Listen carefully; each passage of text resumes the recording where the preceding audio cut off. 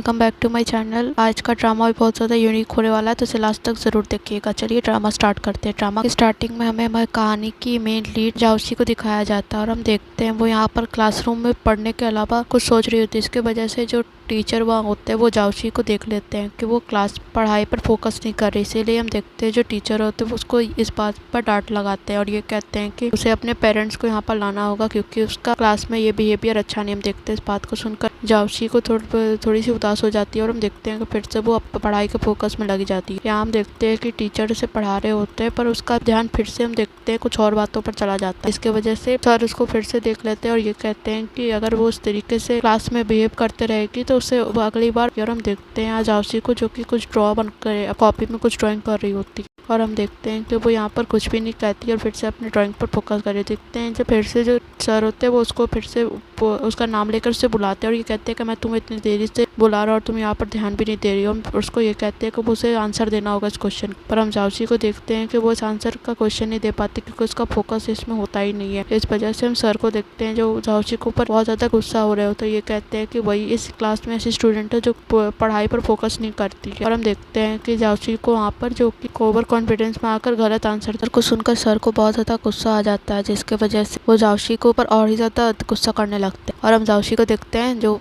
Sir के बातों को फिर से इग्नोर कर वो अपनी ड्राइंग को कंटिन्यू करती है। और हम देखते हैं वहाँ पर वो कुछ अजीब सी चीज़ को ड्रॉ कर रही होती है और वहाँ पर उसे कलर करते रहती है। तब हम अगले सीन में देखते हैं कि वहाँ पर क्लास खत्म हो चुकी होती है और सारे बच्चे अपने घर जाने के लिए तैयार होते हैं। यहाँ जाउसी को देखते हैं जो अपने बैग को पैक कर रही होती है। तभी वहाँ पर उसकी एक फ्रेंड आती है और जाउसी से पूछती है कि अब वो इसके बारे में क्या करेगी क्योंकि उसके सर ने तो उससे कहा है कि उन दोनों पेरेंट्स को बुलाने पर। हम जाउसी को देखते हैं कि वो कोई जवाब नहीं देती है और वो चुपचाप यहाँ पर अपनी फ्रेंड की तरफ देख रही होती है। तभी हम देखते हैं कि वहाँ पर बहुत सारे लड़के लोग जाउसी के पास आ जाते हैं और कुछ उसे बोलने के लिए बुलाते हैं। पर हम देख पाते हैं जाउसी को अपने फ्रेंड के साथ रहती है और हम देखते हैं जो जाउसी की फ्रेंड होती है पूछ रही होती है जाउसी से कि क्या वो अपने पेरेंट्स को इस बारे में बताएगी। हम देखते हैं यहाँ जाउसी को वो ये कहती है कि वो बिल्कुल भी इस बारे में अपने पेरेंट्स को नहीं बताएगी। पर हम तभी इस वक्त देखते हैं यहाँ पर कुछ लड़कों का ग्रुप होता है और उसमें से एक लड़का जाउसी को पसंद करता है। तो यहाँ देखते हैं कि जाउसी उस लड़के की तरफ ध्यान नहीं देती और अपने फोन पर कुछ टेक्स्ट कर रही होती है। तभी हम जाउसी की फ्रेंड जाउसी से पूछती है कि आखिर वो फोन पर क्या टेक्स्ट कर रही है। तभी हम देखते हैं जाउसी को ये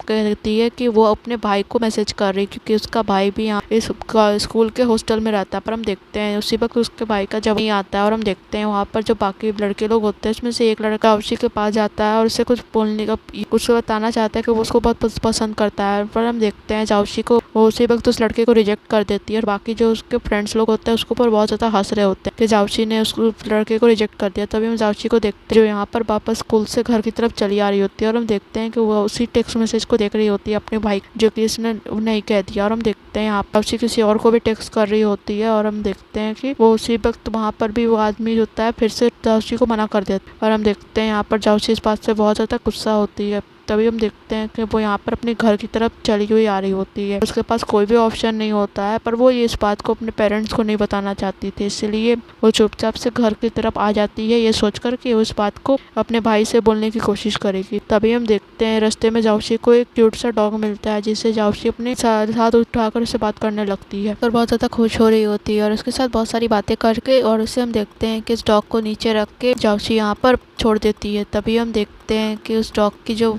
डॉगी होता है वो भी वहाँ पर कुछ ज़मीन पर देखकर इधर उधर देख रहा होता है। तभी हम जाउसी को देखते वो अपने घर की तरफ आती है और वो गेट के पास उस गेट को खोलकर अंदर आने के लिए सोचती है पर फिर वो सोचती है कि इस बात को नहीं बताएगी। जैसे ही जाउसी अपने घर के अंदर आ जाती है तभी वहाँ पर हम देख पाते हैं कि जाउसी अपनी मदर की तरफ देख रही होती है जो कि जाउसी से पूछती है कि आखिर उसका स्कूल में कैसा दिन गया। हम देखते हैं जाउसी को ज़्यादा नहीं कहती है और वो वहाँ पर तुरंत किचन की तरफ वहाँ पर अपनी मदर के पास आ जाती है और उससे पूछ रही होती है कि आखिर वो कर क्या रही है। हम देखते हैं यहाँ पर उसकी जाउसी जो मदर होती है वो जाउसी से पूछती है कि वो यहाँ पर बोल देती है और वो कहती है कि वो जाकर अपने भाई को दे। इस बोल को लेकर जाउसी देखते हैं सेकंड फ्लोर पर आती है और यहाँ पर जैसे ही उस बोल को लेकर ये तो वो देखती है कि यहाँ पर उसका भाई नहीं होता बल्कि एक और बहुत ही हैंडसम लड़का होता है। जिसे जाउसी देखकर शॉक्ड हो जाती है और तभी उस लड़के की तरफ देख रही होती है और हम देखते हैं जो लड़का होता है वो जाउसी को भी देख रहा होता है और ये लड़का कोई और नहीं हमारे कहानी का मेन हीरो होता है। और हम देखते हैं जाउसी को जो कि उससे पूछ रही होती है कि क्या तुम मेरे भाई हो, क्या तुम कहीं प्लास्टिक सर्जरी तो नहीं करवाई है। हम देखते हैं जो हमारी कहानी का मेन हीरो होता है वहाँ पर उसी वक्त उसका भाई भी आ जाता है और जाओशी को इस बात को कहकर डांटता है कि उसकी हिम्मत कैसे हुई कि ये यहाँ पर ये बात कह रही है कि उसने प्लास्टिक सर्जरी करवाई। तभी हम देखते हैं कि